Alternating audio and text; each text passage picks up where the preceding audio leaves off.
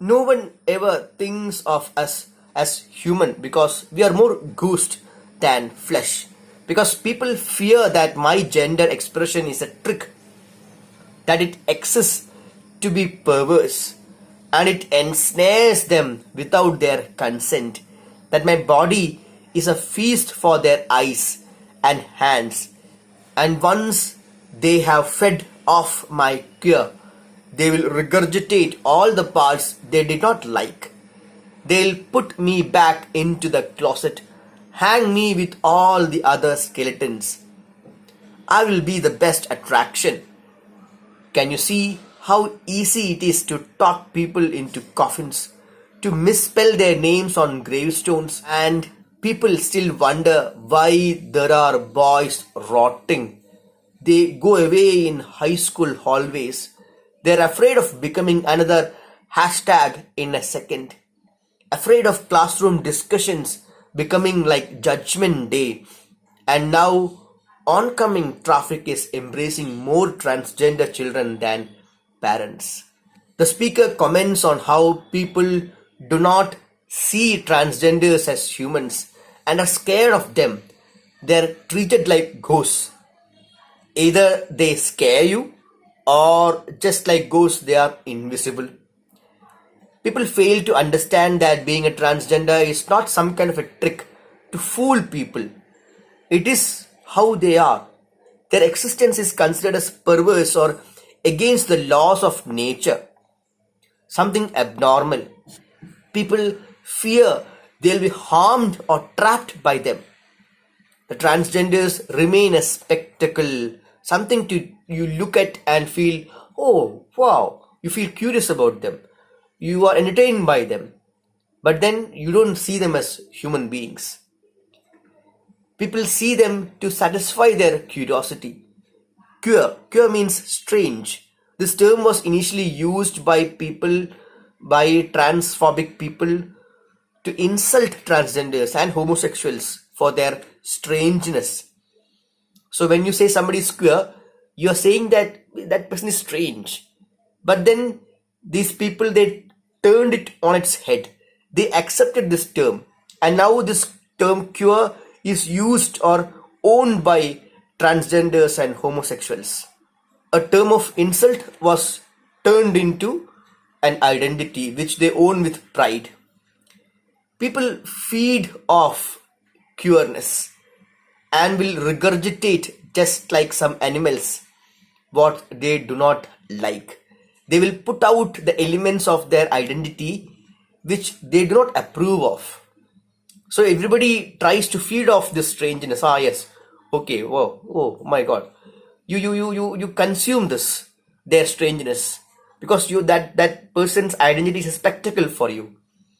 And then you regurgitate. Some animals do that, right? If they don't feel that food is good for them, they will regurgitate that food out. They'll vomit it voluntarily. So these people, the society, they will regurgitate whatever they don't approve of. And then what do they do with this? They will hang the identities of transgenders or people's lives in the closet, just like other skeletons. Skeletons in the closet. This phrase means hidden aspects of one's life or dirty secrets which we do not want people to know. So if there are any skeletons in the closet, it means that you have done something bad in your life and you have kept it hidden from other people's sight. So along with these skeletons, you hang the identities of these transgenders because you do not want anything to do with them.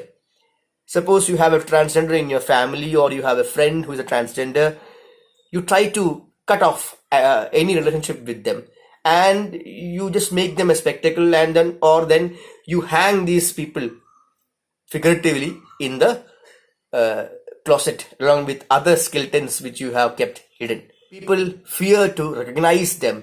Say you have a friend or a classmate who's a transgender, will you be willing to support that person to express themselves, or would you deny or cut off any connection with them? The speaker is asking questions to each one of us. Until and unless we own up and accept them as humans and not some freak show, we are losing what we hold as being human. It is quite easy to hurt people with words and put them in coffins using words. We can easily talk people to their deaths by being hurtful. We are a mean bunch, so we can easily talk people to their deaths. Names are extremely important in denying and owning one's identity.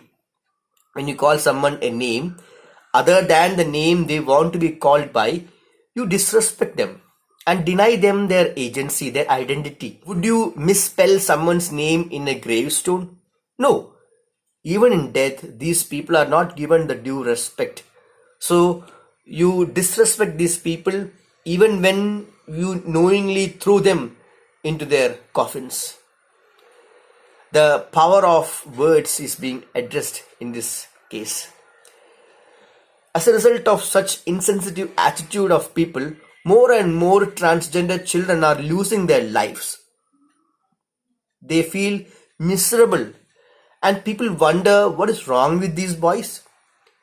They are denied the opportunity to be themselves without being insulted or targeted or bullied. They are rotting from the inside, bullied by their classmates in the school hallways, hashtagging things. This is a very common part of making things viral. Hashtag. These transgenders do not want to be someone's hashtag. Transgenders do not want to become a news item for people to gossip about.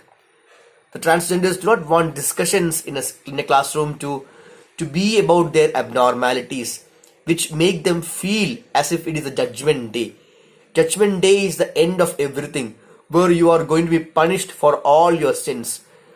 Your good deeds and your sins are being judged. Who likes to be judged? We can easily make someone's life a hell by constantly criticizing them or judging them. Does anyone want to be judged? So these people, the transgenders, do not want to be the victim of such a judgment in classroom discussions. Parents are succumbing to society's pressure and are unable to hold their transgender children close to them. What happens as a result? They are embraced by the traffic. These children are disowned by their parents. So they end their lives. They go out into the street or onto the road and then commit suicide and let some bus come and hit them or a car come and hit them. The speaker wonders how long it will take for us to feel the suicide notes of these children as redundant. So this tragedy is happening for quite some time, and after a while people will see this as just like any other death. Ah yes, another transgender has died. So what? So within a few years this will become a redundant issue, which there's no point to it. There's no use to it, and people will lose interest in this, which is something this has been happening for some time. So it loses its value. So the speaker tells that this is going to happen to these people, these children. The speaker questions how long will it take to realize that we have forgotten to love our bodies and not treat them as sites of sin. This is a reference to original sin, Adipapam. We are taught that we have sinned even before we make sense of who we are. The speaker asks, shouldn't we appreciate our existence as God's creation and love ourselves and not alienate our own bodies? The speaker makes a statement that God is said to be just and merciful. Surely he does not want people to wash his feet, God's feet, using the blood of the transgenders. After all, they are all his children.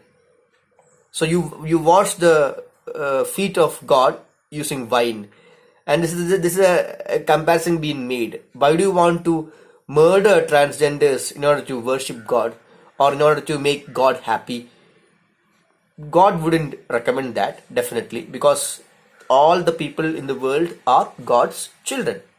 He's unable to pray anymore. His prayer gets locked get stuck in his throat. It may be because he has lost his faith in God, or it may be because he no longer cares about what people think about him. He has learned to accept his own identity.